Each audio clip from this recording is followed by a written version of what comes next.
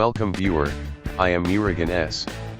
This video tutorial describes how to enter Windows 10 advanced options using CMD. Type CMD in Windows search bar. Right-click, Run as administrator.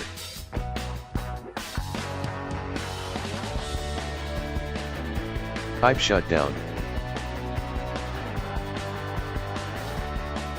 /R, /O, /F,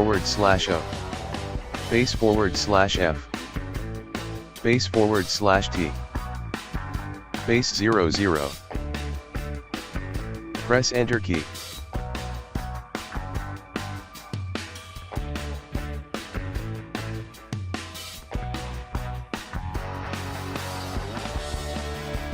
Click Troubleshoot.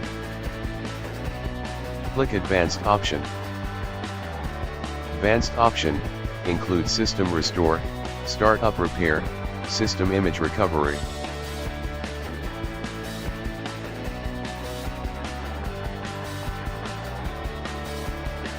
I hope this video tutorial helps to you.